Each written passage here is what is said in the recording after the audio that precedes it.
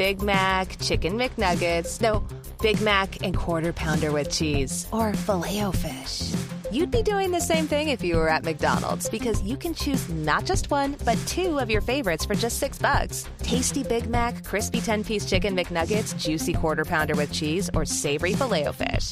Enjoy 2 of your all-time favorites for just $6, if you can decide on the 2. Prices and participation may vary. Cannot be combined with any other offer or combo meal. Single item at regular price. लीजिए सुनिए प्रेमचंद की लिखी कहानी कामना तरु। वाचन समीर गोस्वामी का है। राजा इंद्रनाथ का देहांत हो जाने के बाद कुंवर राजनाथ को शत्रुओं ने चारों ओर से ऐसा दबाया कि उन्हें अपने प्राण लेकर एक पुराने सेवक की शरण जाना पड़ा, जो एक छोटे से गांव का जागीरदार था। कुंवर स्वभाव से ही शांति प्रिय, रसिक, हंस खेलकर समय काटने वाले युवक थे। रण क्षेत्र की अपेक्षा कवित्व के क्षेत्र में अपना चमत्कार दिखाना उन्हें अधिक प्रिय था। रसिक जनों के साथ किसी वृक्ष के नीचे बैठे हुए काव्य चर्चा करने में जो उन्हें आनंद मिलता था, वो शिकार या राज दरबार में नहीं। इस पर्वतमाला से घिरे हुए गांव में आकर उन्हें जिस शांति और आनंद का अनुभव हुआ, उसके बदले में वो ऐसे ऐसे कई राज्य त्याग सकते थे। ये पर्वतमालाओं की मनोहर छटा, ये नेत्ररंजक हरियाली, ये जल प्रवाह की मधुर वीणा, ये पक्षियों की मीठी बोलियां, ये मृग शावकों की छलांगे, ये बछड़ों की कुलेले, ये ग्राम निवासियों की बालोचित सरलता, ये रमणियों की संकोचमय चपलता, ये सभी बातें उनके लिए नई थी। पर इन सबों से बढ़कर जो वस्तु उनको आकर्षित करती थी, वो जागीरदार की युवती कन्या चंदा थी।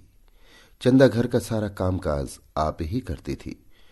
उसको माता की गोद में खेलना नसीब ही न हुआ था। पिता की सेवा ही में रत रहती थी। उसका विवाह इसी साल होने वाला था कि इसी बीच में कुंवर जी ने आकर उसके जीवन में नवीन भावनाओं और आशाओं को अंकुरित कर दिया। उसने अपने पति का जो चित्र मन में खींच रखा था, वो मानो रूप धारण करके उसके सम्मुख आ गया। कुंवर की आदर्श रमणी भी चंदा ही के रूप में अवतरित हो गई। लेकिन कुंवर समझते थे, मेरे ऐसे भाग्य कहाँ। चंदा भी समझती थी, कहाँ ये और कहाँ मैं। दोपहर का समय था और जेठ का महीना। खपरेल का घर भट्टी की भांति तपने लगा। खस की टट्टियों और तहखानों में रहने वाले राजकुमार का चित्त गर्मी से इतना बेचैन हुआ कि वो बाहर निकल आए और सामने की बाग में जाकर एक घने वृक्ष की छांव में बैठ गए। सहसा उन्होंने देखा चंदा नदी से जल की गागर लिए चली आ रही है। नीचे जलती हुई रेत थी, ऊपर जलता हुआ सूर्य। लू से देह झुलसी जाती थी। कदाचित इस समय प्यास से तड़पते हुए आदमी को भी नदी तक जाने की हिम्मत न पड़ती। चंदा क्यों पानी लेने गई थी? घर में पानी भरा हुआ है, फिर इस समय वो क्यों पानी लेने निकली? कुंवर दौड़कर उसके पास पहुंचे और उसके हाथ से गागर छीन लेने की चेष्टा करते हुए बोले, मुझे दे दो और भागकर छां में चली जाओ। इस समय पानी का क्या काम था? चंदा ने गागर न छोड़ी। सिर से खिसका हुआ अंचल संभाल कर बोली, तुम इस समय कैसे आ गए? शायद मारे गर्मी के अंदर न रह सके। कुंवर, मुझे दे दो, नहीं तो मैं छीन लूंगा। चंदा ने मुस्कुराकर कहा, राजकुमारों को गागर लेकर चलना शोभा नहीं देता। कुंवर ने गागर का मुंह पकड़कर कहा, इस अपराध का बहुत दंड सह चुका हूं चंदा। अब तो अपने को राजकुमार कहने में भी लज्जा आती है। चंदा, देखो धूप में खुद हैरान होते हो और मुझे भी हैरान करते हो। गागर छोड़ दो, सच कहती हूं पूजा का जल है। कुंवर, क्या मेरे ले जाने से पूजा का जल अपवित्र हो जाएगा? चंदा, अच्छा भाई, नहीं मानते तो तुम ही ले चलो। हाँ, नहीं तो। कुंवर गागर लेकर आगे आगे चले। चंदा पीछे हो ली। बगीचे में पहुंचे तो चंदा एक छोटे से पौधे के पास रुककर बोली, इसी देवता की पूजा करनी है, गागर रख दो। कुंवर ने आश्चर्य से पूछा, ये कौन देवता है चंदा? मुझे तो नहीं नजर आता। चंदा ने पौधों को सींचते हुए कहा, यही तो मेरा देवता है। पानी पीकर पौधों की मुरझाई हुई पत्तियां हरी हो गईं, मानो उनकी आंखें खुल गई हों। कुंवर ने पूछा, ये पौधा क्या तुमने लगाया है चंदा? चंदा ने पौधों को एक सीधी लकड़ी से बांधते हुए कहा, हाँ, उसी दिन तो। जब तुम यहां आए। यहां पहले मेरी गुड़ियों का घरौंदा था। मैंने गुड़ियों पर छाह करने के लिए अमोला लगा दिया था। फिर मुझे इसकी याद नहीं रही, घर के काम धंधों में भूल गई। जिस दिन तुम यहां आए मुझे न जाने क्यों कर इस पौधे की याद आ गई। मैंने आकर देखा तो वो सूख गया था। मैंने तुरंत पानी लाकर इसे सींचा तो कुछ कुछ ताजा होने लगा। तब से इसे सींचती हूं। देखो कितना हरा भरा हो गया है। ये कहते कहते उसने सिर उठाकर कुंवर की ओर ताकते हुए कहा, और सब काम भूल जाऊं पर इस पौधे को पानी देना नहीं भूलती। तुम ही इसके प्राणदाता हो। तुम ही ने आकर इसे जिला दिया, नहीं तो बेचारा सूख गया होता। ये तुम्हारे शुभागमन का स्मृति चिन्ह है। जरा इसे देखो, मालूम होता है हंस रहा है। मुझे तो जान पड़ता है कि ये मुझसे बोलता है। सच कहती हूं, कभी रोता है, कभी हंसता है, कभी रूठता है। आज तुम्हारा लाया हुआ पानी पीकर ये फूला नहीं समाता। एक ही पत्ता तुम्हें धन्यवाद दे रहा है। कुंवर को ऐसा जान पड़ा मानो वो पौधा कोई नन्हा सा क्रीड़ाशील बालक है। जैसे चुम्बन से प्रसन्न होकर बालक गोद में चढ़ने के लिए दोनों हाथ फैला देता है, उसी भांति ये पौधा भी हाथ फैलाए जान पड़ा। उसके एक एक अणु में चंदा का प्रेम झलक रहा था। चंदा के घर में खेती के सभी औजार थे। कुंवर एक फावड़ा उठा लाए और पौधे का एक थाल बनाकर चारों ओर ऊंची मेड़ उठा दी। फिर खुरपी लेकर अंदर की मिट्टी को गौड़ दिया। पौधा और भी लहलहा उठा। चंदा बोली, कुछ सुनते हो क्या कह रहा है? कुंवर ने मुस्कुराकर कहा, हाँ, कहता है अम्मा की गोद में बैठूंगा। चंदा, नहीं कह रहा है इतना प्रेम करके भूल न जाना। मगर कुंवर को अभी राजपुत्र होने का दंड भोगना बाकी था। शत्रुओं को न जाने कैसे उनकी टोह मिल गई। इधर तो हित चिंतकों के आग्रह से विवश होकर बूढ़ा कुबेर सिंह चंदा और कुंवर के विवाह की तैयारियां कर रहा था। उधर शत्रुओं का एक दल सिर पर आ पहुंचा। कुंवर ने उस पौधे के आसपास फूल पत्ते लगाकर एक फुलवारी सी बना दी थी। पौधे को सींचना अब उनका काम था। प्रातःकाल वो कंधों पर कांवर रखे नदी से पानी ला रहे थे कि 10-12 आदमियों ने उन्हें रास्ते में घेर लिया। कुबेर सिंह तलवार लेकर दौड़ा, लेकिन शत्रुओं ने उसे मार गिराया। अकेला अस्त्रहीन कुंवर क्या करता? कंधों पर कांवर रखे हुए बोला, अब क्यों मेरे पीछे पड़े हो भाई? मैंने तो सब कुछ छोड़ दिया। सरदार बोला, हमें आपको पकड़ ले जाने का हुक्म है। तुम्हारा स्वामी मुझे इस दशा में भी नहीं देख सकता। खैर, अगर धर्म समझो तो कुबेर सिंह की तलवार मुझे दे दो, अपनी स्वाधीनता के लिए लड़कर प्राण दूं। इसका उत्तर यही मिला कि सिपाहियों ने कुंवर को पकड़कर मुश्कें कस दी और उन्हें एक घोड़े पर बिठाकर घोड़े को भगा दिया। कांवर वहीं पड़ी रह गई। उसी समय चंदा घर से निकली। देखा कांवर पड़ी हुई है और कुंवर को लोग घोड़े पर बिठाए जा रहे हैं। चोट खाए हुए पक्षी की भांति वो कई कदम दौड़ी, फिर गिर पड़ी। उसकी आंखों में अंधेरा छा गया। सहसा उसकी दृष्टि पिता की लाश पर पड़ी। वो घबरा कर उठी और लाश के पास जा पहुंची। कुबेर अभी मरा न था, प्राण आंखों में अटके हुए थे। चंदा को देखते ही क्षीण स्वर में बोला, बेटी। कुंवर। इसके आगे वो कुछ न कह सका। प्राण निकल गए, पर इस शब्द कुंवर ने उसका आशय प्रकट कर दिया। 20 वर्ष बीत गए, कुंवर कैद से न छूट सके। ये एक पहाड़ी किला था। जहां तक निगाह जाती पहाड़ियां ही नजर आती। किले में उन्हें कोई कष्ट न था। नौकर चाकर, भोजन, वस्त्र, सैर, शिकार, किसी बात की कमी न थी। पर उस वियोगाग्नि को कौन शांत करता जो नित्य कुंवर के हृदय में जला करती थी। जीवन में उनके लिए अब कोई आशा न थी, कोई प्रकाश न था।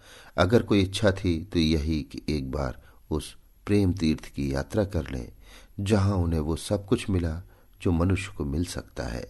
उनके मन में एकमात्र यही अभिलाषा थी कि उन पवित्र स्मृतियों से रंजित भूमि के दर्शन करके जीवन का उसी नदी के तट पर अंत कर दें। वही नदी का किनारा, वही वृक्ष का कुंज, वही चंदा का छोटा सा सुंदर घर उसकी आंखों में फिरा करता। और वो पौधा जिसे उन दोनों ने मिलकर सींचा था, उसमें तो मानो उसके प्राण ही बसते थे। क्या वो दिन भी कभी आएगा जब उस पौधे को हरी हरी पत्तियों से लदा हुआ देखेगा? कौन जाने वो अब है भी या सूख गया? कौन अब उसको सींचता होगा? चंदा इतने दिनों अविवाहित थोड़ी ही बैठी होगी, ऐसा संभव भी तो नहीं। उसे अब मेरी सुध भी न होगी। हाँ, शायद कभी अपने घर की याद खींच लाती हो तो पौधे को देखकर उसे मेरी याद आ जाती हो। मुझ जैसे अभागे के लिए इससे अधिक वो और कर ही क्या सकती है। उस भूमि को एक बार देखने के लिए वो अपना जीवन दे सकता था, पर यह अभिलाषा न पूरी होती थी। आह, एक युग बीत गया। शोक और नैराश्य ने उठती जवानी को कुचल दिया। न आंखों में ज्योति रही, न पैरों में शक्ति। जीवन क्या था? एक दुखदाई स्वप्न था। उस सघन अंधकार में उसे कुछ न सूझता था। बस जीवन का आधार एक अभिलाषा थी, एक सुखद स्वप्न जो जीवन में न जाने कब उसने देखा था। एक बार फिर वही स्वप्न देखना चाहता था। फिर उसकी अभिलाषाओं का अंत हो जाएगा। उसे कोई इच्छा न रहेगी। सारा अनंत भविष्य, सारी अनंत चिंताएं इसी एक स्वप्न में लीन हो जाती थी। उसके रक्षकों को अब उसकी ओर से कोई शंका न थी। उन्हें उस पर दया आती थी। रात को पहरे पर केवल कोई एक आदमी रह जाता था और लोग मीठी नींद सोते थे। कुंवर भाग सकता था, इसकी कोई संभावना, कोई शंका न थी। यहां तक कि एक दिन ये सिपाही भी निशंक होकर बंदूक लिए लेट रहा। निद्रा किसी हिंसक पशु की भांति ताक लगाए बैठी थी। लेटते ही टूट पड़ी। कुंवर ने सिपाही की नाक की आवाज सुनी। उनका हृदय बड़े वेग से उछलने लगा। ये अवसर आज कितने दिनों बाद मिला था। वो उठे, मगर पांव थर थर कांप रहे थे। बरामदे के नीचे उतरने का साहस न हो सका। कहीं इसकी नींद खुल गई तो हिंसा उनकी सहायता कर सकती थी। सिपाही के बगल में उसकी तलवार पड़ी थी, पर प्रेम का हिंसा से बैर है। कुंवर ने सिपाही को जगा दिया। वो चौंक कर उठ बैठा। रहा सहा संशय भी उसके दिल से निकल गया। दूसरी बार जो सोया तो खर्राटे लेने लगा। प्रातःकाल जब उसकी निद्रा टूटी तो उसने लपक कर कुंवर के कमरे में झांका। कुंवर का पता न था। कुंवर इस समय हवा के घोड़े पर सवार कल्पना की द्रुत गति से भागा जा रहा था, उस स्थान को जहां उसने सुख स्वप्न देखा था। किले में चारों ओर तलाश हुई। नायक ने सवार दौड़ाए, पर कहीं पता न चला। पहाड़ी रास्तों को काटना कठिन, उस पर अज्ञातवास की कैद, मृत्यु के दूत पीछे लगे हुए, जिनसे बचना मुश्किल। कुंवर को कामना तीर्थ में महीनों लग गए। जब यात्रा पूरी हुई तो कुंवर में एक कामना के सिवा और कुछ शेष न था। दिन भर की कठिन यात्रा के बाद जब वो उस स्थान पर पहुंचे तो संध्या हो गई थी। वहां बस्ती का नाम भी न था। 2-4 टूटे फूटे झोपड़े उस बस्ती के चिन्ह स्वरूप शेष रह गए थे। वो झोपड़ा जिसमें कभी प्रेम का प्रकाश था, जिसके नीचे उन्होंने जीवन के सुखमय दिन काटे थे, जो उनकी कामनाओं का आगार और उपासना का मंदिर था, अब उनकी अभिलाषाओं की भांति भग्न हो गया था। झोपड़े की भग्नावस्था मूक भाषा में अपनी करुण कथा सुना रही थी। कुंवर उसे देखते ही चंदा चंदा पुकारते हुए दौड़े। उन्होंने उस रज को माथे पर मला, मानो किसी देवता की विभूति हो, और उसकी टूटी हुई दीवारों से चिमटकर बड़ी देर तक रोते रहे। हाय रे अभिलाषा! वो रोने ही के लिए इतनी दूर से आए थे। रोने की अभिलाषा इतने दिनों से उन्हें विकल कर रही थी, पर इस रुदन में कितना स्वर्गीय आनंद था। क्या समस्त संसार का सुख इन आंसुओं की तुलना कर सकता था? तब वो झोपड़े से निकले। सामने मैदान में एक वृक्ष हरे हरे नवीन पल्लवों को गोद में लिए मानो उनका स्वागत करने खड़ा है। ये वो पौधा है जिसे आज से 20 वर्ष पहले दोनों ने आरोपित किया था। कुंवर उन्मत्ता की भांति दौड़े और जाकर उस वृक्ष से लिपट गए, मानो कोई पिता अपने मातृहीन पुत्र को छाती से लगाए हुए हो। ये उसी प्रेम की निशानी है, उसी अक्षय प्रेम की, जो इतने दिनों के बाद आज इतना विशाल हो गया है। कुंवर का हृदय ऐसा हो उठा मानो इस वृक्ष को अपने अंदर रख लेगा, जिसमें उसे हवा का झोंका भी न लगे। उसके एक एक पल्लव पर चंदा की स्मृति बैठी हुई थी। पक्षियों का इतना रम्य संगीत क्या कभी उन्होंने सुना था? उनके हाथों में दम न था। सारी देह भूख प्यास और थकान से शिथिल हो रही थी, पर वो उस वृक्ष पर चढ़ गए। इतनी फुर्ती से चढ़े कि बंदर भी न चढ़ता। सबसे ऊंची फुनगी पर बैठकर उन्होंने चारों ओर गर्वपूर्ण दृष्टि डाली। यही उनकी कामनाओं का स्वर्ग था। सारा दृश्य चंदामय हो रहा था। दूर की नीली पर्वत श्रेणियों पर चंदा बैठी गा रही थी। आकाश में तैरने वाली लालिमामयी नौकाओं पर चंदा ही उड़ी जाती थी। सूर्य की श्वेत पीत प्रकाश की रेखाओं पर चंदा ही बैठी हंस रही थी। कुंवर के मन में आया, पक्षी होता तो इन्हीं डालियों पर बैठा हुआ जीवन के दिन पूरे करता। जब अंधेरा हो गया तो कुंवर नीचे उतरे और उसी वृक्ष के नीचे थोड़ी सी भूमि झाड़कर पत्तियों की शैया बनाई और लेटे। यही उनके जीवन का स्वर्ण स्वप्न था। आह, यही वैराग। अब वो इस वृक्ष की शरण छोड़कर कहीं न जाएंगे। दिल्ली के तख्त के लिए भी वो इस आश्रम को न छोड़ेंगे। उसी स्निग्ध अमल चांदनी में सहसा एक पक्षी आकर उस वृक्ष पर बैठा और दर्द में डूबे हुए स्वरों में गाने लगा। ऐसा जान पड़ा मानो वो वृक्ष सिर धुन रहा है। वो नीरव रात्रि उस वेदनामय संगीत से हिल उठी। कुंवर का हृदय इस तरह ऐंठने लगा मानो वो फट जाएगा। स्वर में करुणा और वियोग के तीर से भरे हुए थे। आह पक्षी, तेरा भी जोड़ा अवश्य बिछुड़ गया है, नहीं तो तेरे राग में इतनी व्यथा, इतना विषाद, इतना रुदन कहां से आता। कुंवर के हृदय के टुकड़े हुए जाते थे। एक एक स्वर तीर की भांति दिल को छेदे डालता था। वो बैठे न रह सके। उठकर आत्मविस्मृति की दशा में दौड़े हुए झोपड़े में गए। वहां से फिर वृक्ष के नीचे आए। उस पक्षी को कैसे पाएं? कहीं दिखाई नहीं देता। पक्षी का गाना बंद हुआ तो कुंवर को नींद आ गई। उन्हें स्वप्न में ऐसा जान पड़ा कि वो पक्षी उनके समीप आया। कुंवर ने ध्यान से देखा तो वो पक्षी न था, चंदा थी। हाँ, प्रत्यक्ष चंदा थी। कुंवर ने पूछा, चंदा, ये पक्षी यहां कहां? चंदा ने कहा, मैं ही तो वो पक्षी हूं। कुंवर, तुम पक्षी हो? क्या तुम गा रही थी? चंदा, हां, मैं ही गा रही थी। इसी तरह रोते रोते एक युग बीत गया। कुंवर, तुम्हारा घोंसला कहां है? चंदा, उसी झोपड़े में जहां तुम्हारी खाट थी। उसी खाट के बांध से मैंने अपना घोंसला बनाया है। कुंवर, और तुम्हारा जोड़ा कहां है? चंदा, मैं अकेली हूं। चंदा को अपने प्रेतम को स्मरण करने में, उसके लिए रोने में जो सुख है वो जोड़े में नहीं। मैं इसी तरह अकेली रहूंगी और अकेली मरूंगी। कुंवर, मैं क्या पक्षी नहीं हो सकता? चंदा चली गई। कुंवर की नींद खुल गई। उषा की लालिमा आकाश पर छाई हुई थी और वो चिड़िया कुंवर की शैया के समीप एक डाल पर बैठी चहक रही थी। अब उस संगीत में करुणा न थी, विलाप न था। उसमें आनंद था, चापल्य था, सारल्य था। वो वियोग का करुण क्रंदन नहीं, मिलन का मधुर संगीत था। कुंवर सोचने लगे, इस स्वप्न का क्या रहस्य है। कुंवर ने शैया से उठते ही एक झाड़ू बनाई और झोपड़े को साफ करने चले। उनके जीते जी इसकी ये भग्न दशा नहीं रह सकती। वो इसकी दीवार उठाएंगे, इस पर छप्पर डालेंगे, इसे लीपेंगे। इसमें उनकी चंदा की स्मृति वास करती है। झोपड़े के एक कोने में वो कांवर रखी हुई थी जिस पर पानी ला लाकर वो इस वृक्ष को सींचते थे। उन्होंने कांवर उठा ली और पानी लाने चले। 2 दिन से कुछ भोजन न किया था। रात को भूख लगी हुई थी, पर इस समय भोजन की बिल्कुल इच्छा न थी। देह में एक अद्भुत स्फूर्ति का अनुभव होता था। उन्होंने नदी से पानी ला लाकर मिट्टी भिगोना शुरू किया। दौड़े जाते थे और दौड़े आते थे। इतनी शक्ति उनमें कभी न थी। एक ही दिन में इतनी दीवार उठ गई जितनी 4 मजदूर भी न उठा सकते थे। और कितनी सीधी चिकनी दीवार थी कि कारीगर भी देखकर लज्जित हो जाता। प्रेम की शक्ति अपार है। संध्या हो गई। चिड़ियों ने बसेरा लिया। वृक्षों ने भी आंखें बंद की, मगर कुंवर को आराम कहाँ। तारों के मलिन प्रकाश में मिट्टी के रद्दे रखे जा रहे थे। हाय रे कामना, क्या तू इस बेचारे के प्राण ही लेकर छोड़ेगी? वृक्ष पर पक्षी का मधुर स्वर सुनाई दिया। कुंवर के हाथ से घड़ा छूट गया। हाथ और पैरों में मिट्टी लपेटकर वो वृक्ष के नीचे जाकर बैठ गए। उस स्वर में कितना लालित्य था, कितना उल्लास, कितनी ज्योति। मानव संगीत उसके सामने बेसुरा आलाप था। उसमें ये जागृति, ये अमृत, ये जीवन कहाँ। संगीत के आनंद में विस्मृति है, पर वो विस्मृति कितनी स्मृतिमय होती है।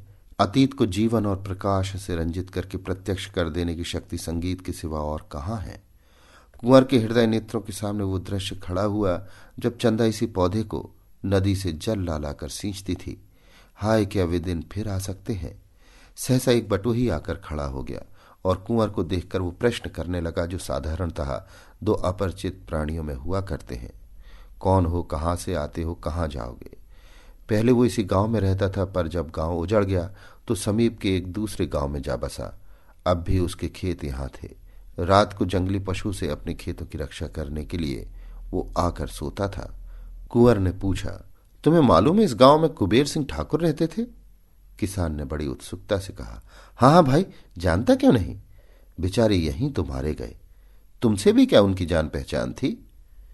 कुंवर, हाँ, उन दिनों कभी कभी आया करता था। मैं भी राजा की सेवा में नौकर था।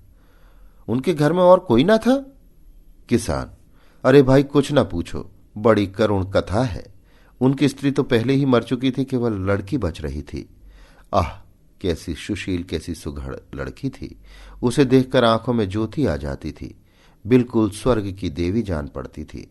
जब कुबेर सिंह जीता था तभी कुंवर राजनाथ यहां भागकर आए थे और उसके यहां रहे थे। उस लड़की की कुंवर से कहीं बातचीत हो गई। जब कुंवर को शत्रुओं ने पकड़ लिया तो चंदा घर में अकेली रह गई। गांव वालों ने बहुत चाहा कि उसका विवाह हो जाए। उसके लिए वरों का तोड़ा न था भाई।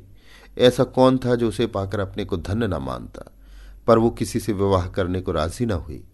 ये पेड़ जो तुम देख रहे हो तब छोटा सा पौधा था। इसके आसपास फूलों की कई और क्यारियां थीं। इन्हीं को गोड़ने, निराने, सींचने में उसका दिन कटता था। बस यही कहती थी कि हमारे कुंवर आते होंगे। कुंवर की आंखों में आंसू की वर्षा होने लगी। मुसाफिर ने जरा दम लेकर कहा, दिन दिन घुलती जाती थी। तुम्हें विश्वास न आएगा भाई, उसने 10 साल इसी तरह काट दिए। इतनी दुर्बल हो गई थी कि पहचान ही न जाती थी। पर अब भी उसे कुंवर साहब के आने की आशा बनी हुई थी। आखिर एक दिन इसी वृक्ष के नीचे उसकी लाश मिली। ऐसा प्रेम कौन करेगा भाई। कुंवर न जाने मरे कि जिए, कभी उन्हें इस विरहिणी की याद भी आती है कि नहीं। पर इसने तो प्रेम को ऐसा निभाया जैसा चाहिए। कुंवर को ऐसा जान पड़ा मानो हृदय फटा जा रहा है। वो कलेजा थाम कर बैठ गए। मुसाफिर के हाथ में एक सुलगता हुआ उपला था। उसने चिलम भरी और 2-4 दम लगाकर बोला, उसके मरने के बाद ये घर गिर गया। गांव पहले ही उजाड़ था, अब तो और भी सुनसान हो गया। 2-4 आदमी यहां आ बैठते थे। अब तो चिड़िया का पूत भी यहां नहीं आता। उसके मरने के कई महीने बाद यही चिड़िया इस पेड़ पर बोलती हुई सुनाई दी। तब से बराबर इसे यहां बोलते सुनता हूं। रात को सभी चिड़ियां सो जाती हैं, पर यह रात भर बोलती रहती है। इसका जोड़ा कभी नहीं दिखाई दिया, बस फुट्टेल है। दिन भर उसी झोपड़े में पड़ी रहती है, रात को इस पेड़ पर आकर बैठती है। मगर इस समय इसके गाने में कुछ और ही बात है, नहीं तो सुनकर रोना आता है। ऐसा जान पड़ता है मानो कोई कलेजे को महसूस रहा है। मैं तो कभी कभी पड़े पड़े रो दिया करता हूं। सब लोग कहते हैं कि ये वही चंदा है, अब भी कुंवर के वियोग में विलाप कर रही है। मुझे भी ऐसा जान पड़ता है। आज न जाने क्यों मगन है। किसान तंबाकू पीकर सो गया। कुंवर कुछ देर तक खोए हुए से खड़े रहे, फिर धीरे से बोले, चंदा, क्या सचमुच तुम ही हो?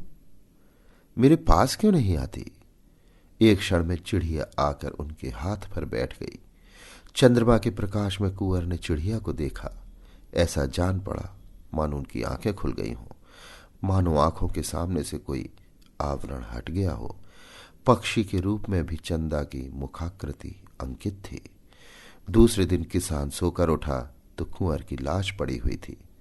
कुंवर अब नहीं है, किंतु उनके झोपड़े की दीवारें बन गई हैं। ऊपर फूस का नया छप्पर पड़ गया है और झोपड़े के द्वार पर फूलों की कई क्यारियां लगी हैं। गांव के किसान इससे अधिक और क्या कर सकते थे।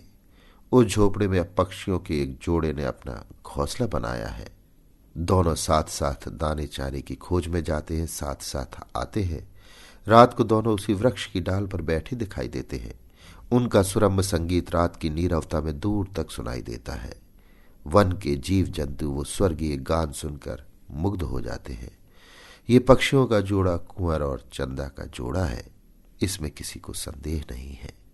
एक बार एक व्याध ने इन पक्षियों को फंसाना चाहा, पर गांव वालों ने उसे मारकर भगा दिया।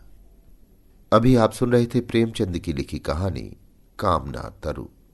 वाचन समीर गोस्वामी का था।